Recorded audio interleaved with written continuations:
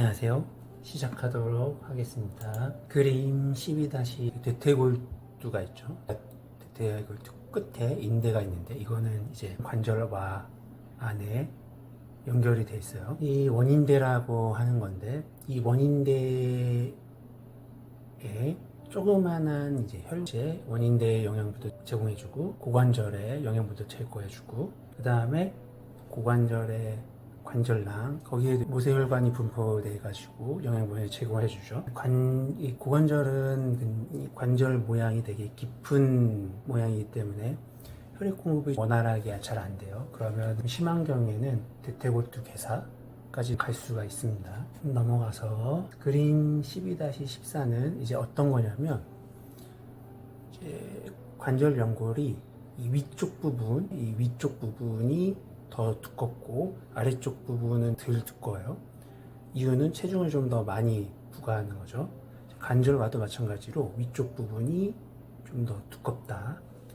그 모습을 보여주는 거고, 그 다음에 그림 12-15 이건 이제 고관절에 체중이 어떻게 분포가 되느냐, 부담이 되느냐 이걸 보여주는 건데, 한 발이 딛고 다른 발이 디딜 때 체중이 이쪽 발에서 이쪽 발로 이동이 돼야 되거든요. 그래서 처음 체중이 이동할 때 그때 가장 많이 고관절에서는 체중을 부담한다. 그걸 보여주는 겁니다. 그래서 발바닥 닿기에서 중간 밑깎기 그 사이에 가장 높은 걸 보여주고 있어요. 자, 넘어가서 자 여기 그림 12-17을 보면은 고관절 인대를 보여주고 있어요. 양골대퇴인대, 좌골대퇴인대, 치골대퇴인대. 저번에 말했지 고관절이 있으면 한쪽 부분은 장골 있고 좌골 있고 치골이 있다 그랬죠. 대퇴골이 이렇게 있으니까 여기서 이제 인대가 이렇게 돼 있죠. 그 중에서 이제 장골대퇴인대를 볼 건데 장골대퇴인대가 일자로 이렇게 되는 게 아니라 우리 저번에 말했듯이 비틀어진 것처럼 장골대퇴인대도 꼬아져서 들어와 있습니다. 이 말인즉슨 고관절이 이제 신전을 하면 이 장골대퇴인대 꼬아지는 게 팽팽해지거든요. 그래서 서서 고관절이 신전하면 이 팽팽해진 장골대퇴인대 때문에 우리가 힘을 주지 않고도 편하게 좀 서 있을 수가 있게 되죠. 반대로 만약에 고관절이 굴곡이 되면 이 장골대퇴인대는 느슨해진다는 뜻입니다. 넘어가서 이건 이제 그림 12-18은 뒤쪽 인대를 보여주는 거고, 그림 12-19는 이제 다리 수술하신 분이나 하지마비를 갖고 있으신 분이 서 있으려고 할 때 다리 자체에 힘이 안 들어가거나 근육이 많이 약하신 분들은 고관절을 신전한 상태에서 쓰려고 하죠. 아까 말했던 장골대퇴인대를 이용하려고 이런 자세를 취하는 겁니다.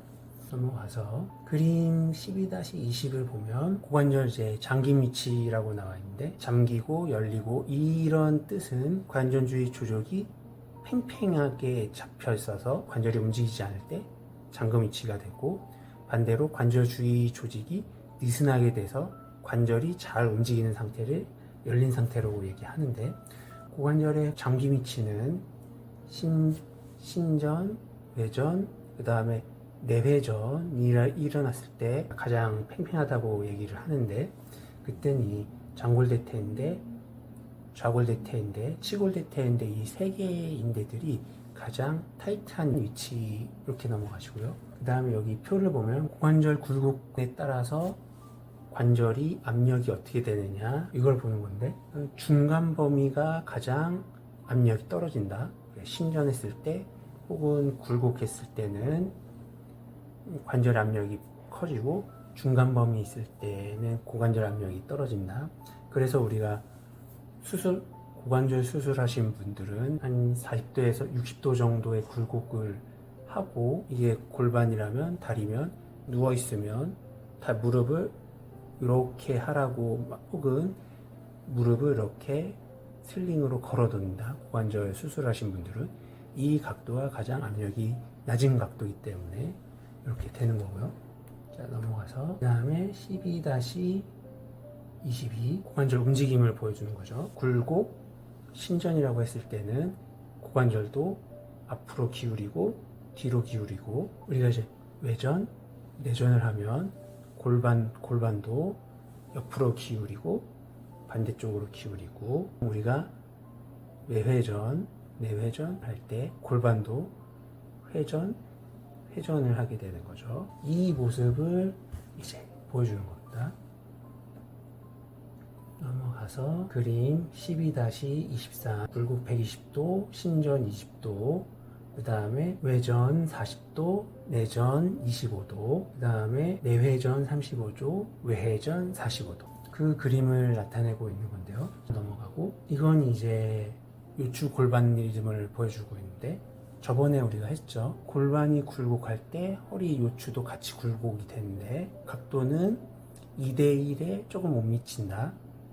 즉 여기 70도, 여기 20도 정도 이렇게 굽혔다, 폈다. 이것이 요추 골반 리듬인데, 이건 이제 같은 쪽 요추 골반 리듬이고 반대쪽 요추 골반 리듬이 있습니다. 뭐냐면 골반은 숙여진데 상체를 숙이지 않고 가만히 있으면, 골반은 숙여지면은 요추가 같이 굴곡되는 게 아니라 요추에는 전만이 커지는 방향으로 가죠. 상체가 골반이랑 같이 움직이면 같은 방향의 요추 골반 리듬, 상체는 가만히 있고 골반만 움직이면 반대 방향의 요추 골반 리듬, 이걸 보여주고 있는데, 이게 꼭 숙이는 방향이 뿐만 아니라 옆으로 숙인다고 했을 때 골반이 옆으로 가면 고기가 옆으로 숙일 수가 있죠.